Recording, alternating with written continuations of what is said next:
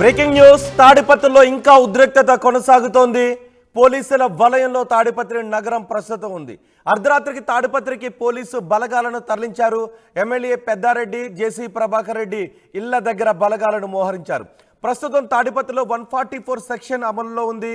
పట్టణంలో గుంపులుగా సంచరించొద్దు అని జనాలపై ఆంక్షలు విధించారు. అలాగే పట్టణంలో సంచరించొద్దని మీడియాపై కూడా ఆంక్షలు విధించారు.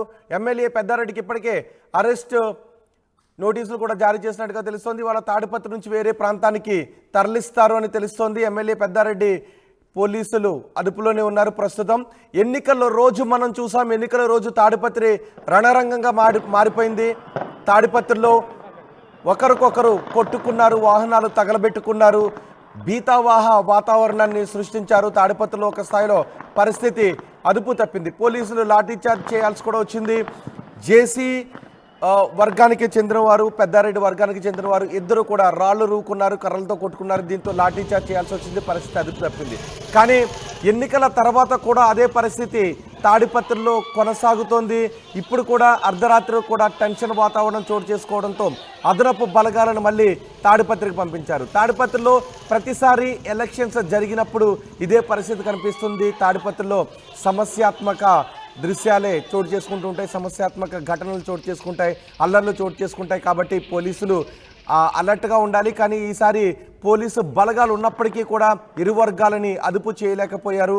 అక్కడ పరిస్థితి అదుపు తప్పింది. ఎన్నికల రోజు ఉద్రిక్తత ఇంకా కొనసాగుతుంది. రాళ్లు రువ్వుకున్న దృశ్యాలు మనం ఆ రోజు ఎన్నికల రోజు పరిస్థితి ఏ విధంగా అదుపు తప్పిందో, హింసాత్మక ఘటనలు ఎలా చోటు చేసుకున్నాయో మనం ఆర్టీవీ స్క్రీన్ పైన చూస్తున్నాం. ఇప్పటికీ అదే పరిస్థితి కొనసాగుతుంది. మా ప్రతినిధి నాయుడుతో మాట్లాడదాం.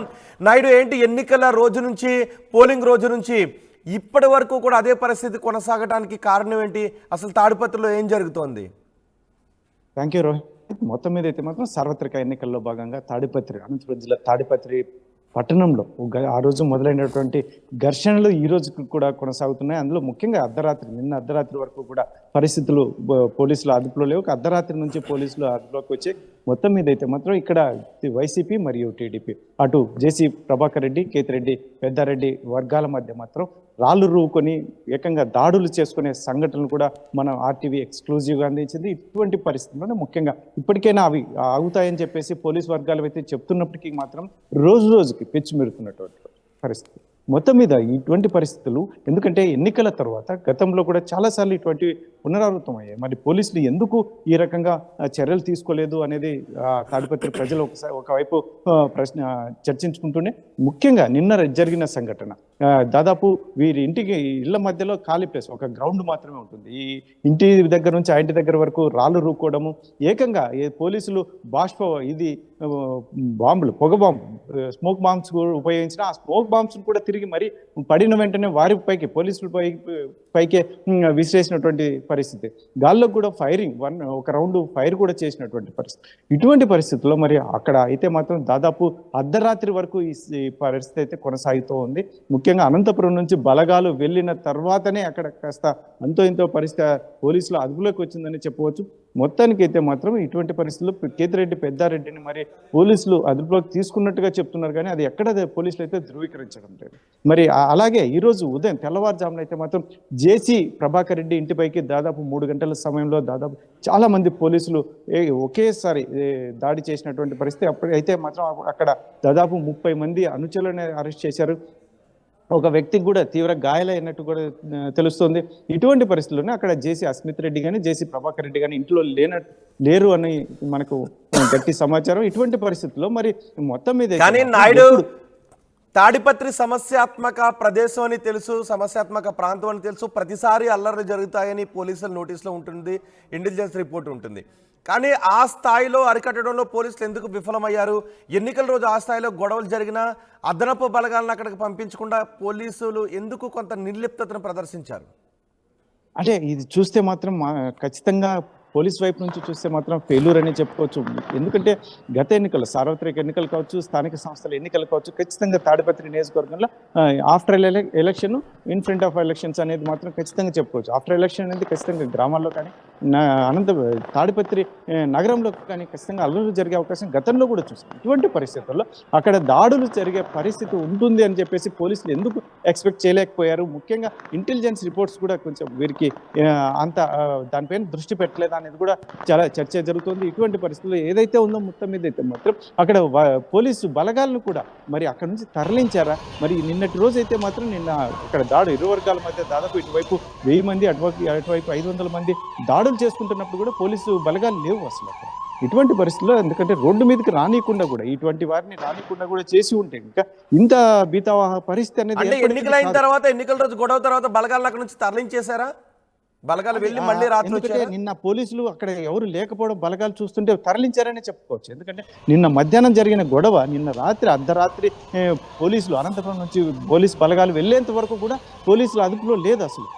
ఎక్కడైతే మాత్రం ఎవరిని కూడా ఏమి చేయలేనటువంటి పరిస్థితి, రోడ్డు మీద ఉన్నటువంటి రాళ్ళు విసుకుంటున్న వ్యక్తుల్ని కూడా మాత్రం అదుపు చేయలేనటువంటి పరిస్థితి. కాబట్టి పోలీస్ బలగాల్ని అక్కడ ఎన్నికలైన తర్వాత తరలించారనే చెప్పుకోవచ్చు. అక్కడ పరిస్థితులు చూస్తే నిన్న అర్ధరాత్రి అనంతపురం నుంచి వెళ్ళిన తర్వాత అప్పుడు పోలీసుల హ్యాండ్ ఓవర్లోకి వచ్చింది ఆ ప్రాంతం అంతా అని కూడా చెప్పు. 144 సెక్షన్ పెట్టి అక్కడ ఉన్న వారిని అందరినీ తరలించి ఆ పరిస్థితి వచ్చేంత వరకు, ఎందుకంటే దాదాపు గంటల సమయం గడిచిపోయింది. ఆ సమయంలో ఇంకా ముందుకు వెళ్ళినుంటే, ఎందుకంటే జేసీ ప్రభాకర్ రెడ్డి వర్గీయులు ఏకంగా కేతిరెడ్డి పెద్దారెడ్డి ఇంటికి వైపు వెళ్ళినటువంటి పరిస్థితి, ఆ దాడి అలాగే కొనసాగి ఉండింటే ఇంకా కేతిరెడ్డి పెద్దారెడ్డి ఇంటి దగ్గర ఉన్నటువంటి వ్యక్తులు కావచ్చు, లాంటి ఆస్తులు కావచ్చు, వాహనాలు కావచ్చు, ఎంత మేరకు ధ్వంసమయ్యో అది ఊహించుకోవడానికే సాధ్యం కానిటువంటి పరిస్థితి. ఇటువంటి పరిస్థితుల్లో పోలీసులు వైఫల్యం అనేది ముఖ్యంగా ఇంటెలిజెన్స్ రిపోర్ట్స్ ఎందుకు ఈ రకంగా ఉంది?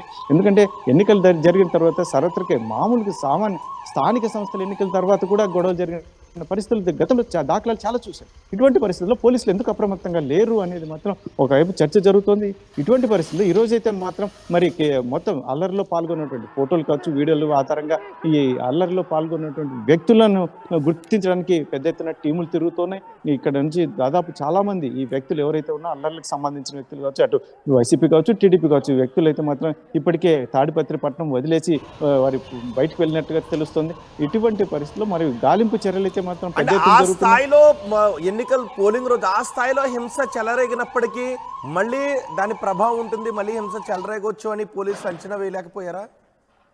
అక్కడే పోలీస్ ఫెయిల్యూర్ అయిందనే చెప్పుకోవచ్చు. ఎందుకంటే ఆ రకంగా అప్రమత్తంగా ఉండింటే పోలీస్ బలగాలు ఖచ్చితంగా తాడిపత్రి పట్టణంలో ఉండింటే కనుక నిన్న మధ్యాహ్నం ఇంత పెద్ద ఎత్తున దాదాపు 3 నుంచి 4 అటు ఇటు 3 నుంచి 4,000 మంది రోడ్ల మీదకి వచ్చే పరిస్థితి అయితే ఉండేది కాదు. పోలీసు బలగాలు అప్రమత్తంగా ఉంటే మొదట్లోనే దీన్ని అంచివేసి ఉంటే మాత్రం ఈ రాళ్ల దాడి కావచ్చు, ఏకంగా స్మోక్ బంక్ కావచ్చు, లేదంటే ఫైరింగ్ వరకు వెళ్ళే అవకాశమే ఉండేది కాదేమో అని చెప్పేసి ఇక్కడ తాడిపత్రి ప్రాంత ప్రజలు కావచ్చు, లేదంటే అనంతపురం జిల్లా ప్రజలు ఒకవైపు చర్చించుకుంటున్నటువంటి నేపథ్యం. మరి ఇది మొత్తం టోటల్గా చూసుకుంటే మాత్రం ఈ పోలీసుల వైఫల్యం అనేది కొట్టొచ్చినట్టు కనిపిస్తోంది.